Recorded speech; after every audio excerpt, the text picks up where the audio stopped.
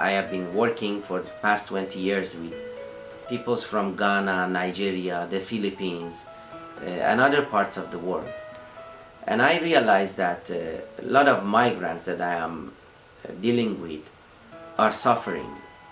They are suffering with actually the most fundamental, basic human rights, basic rights of being, of existing. I thought that I can only share a sermon and do some counseling, and that is my ministry. But then I realized that that's not true. When I interacted with my migrant community and I listened to their stories, I realized that we are dealing with serious problem, the problem of migration. And it seems that not many of us have the heart and the feeling for looking at migration through a different perspective, through God's perspective, through Christian perspective. Just give you some indication. 214 million people approximately today, they are migrants worldwide, and they are scattered all around the world, and every one of them has its own reason, their own reason why they have been migrating. Some are migrating for economic reason, political reason, environmental reason. So basically every one of them has a reason why they are migrating. But migration is a fact, and we cannot pass by this important topic. Just assume, because my audience is, I believe, mostly the Christian audience, I just want to challenge you to realize that the migrants that are coming to our society, coming to our countries, some of them are active Christians as well, but we tend to forget that. So when I came in contact with migrants, I realized that these migrants that I am in contact with are the migrants that are in need of housing. They are in need of legal supports. Some migrants have been undocumented, no access to education, no access to health care. Now, how do we deal with these fundamental elements, fundamental aspects of human rights? Access to education, access to health care. It is great to share the gospel and preach the word of God, but we as a church and as believers, we have to also participate in social action. I found it as an obligation, a Christian obligation, to act and partake in supporting the migrants in my society.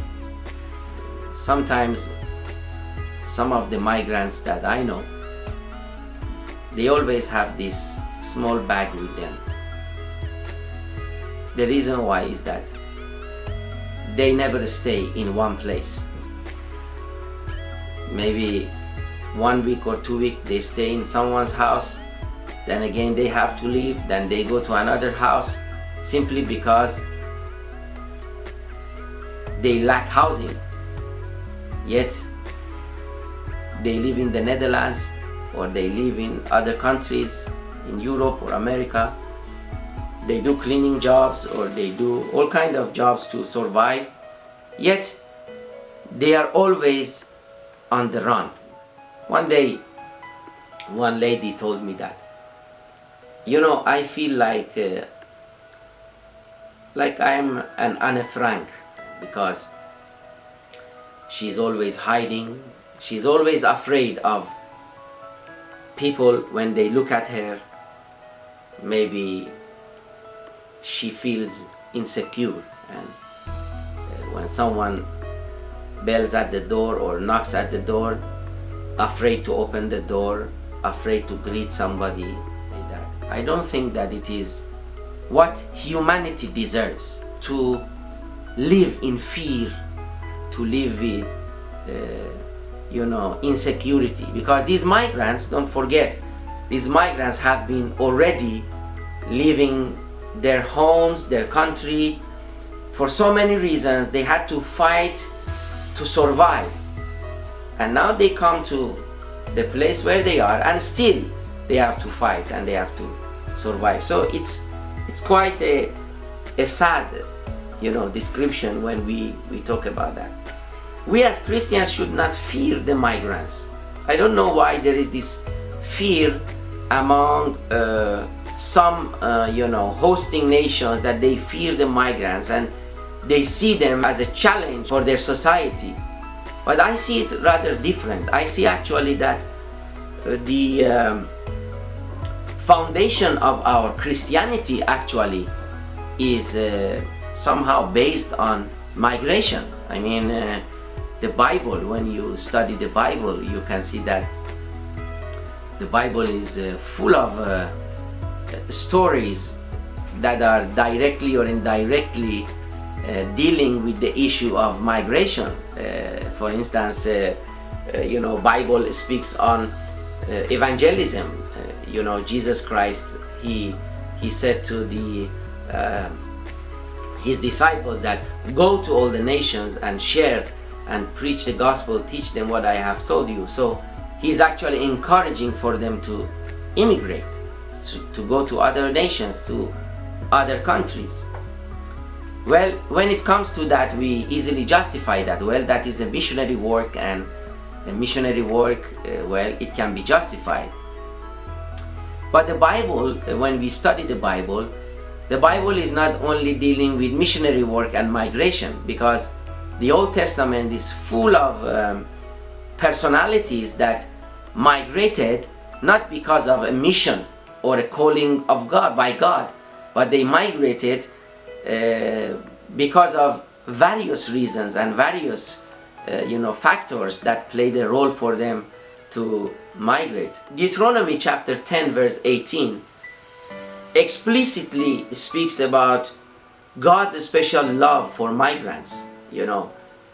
God's heart is for migrants. Exodus chapter 22 verse 21, God actually demands for the hosting nation not to oppress migrants because of God's love for migrants. And maybe you remember that in the Bible, God said to the Israelites that do not oppress the migrants, because once upon a time you were a migrant before.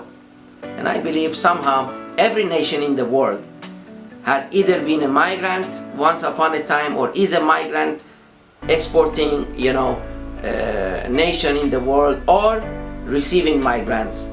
We can never say that there has never been a country in the world that never had received migrants or never exported migrants to other parts of the world.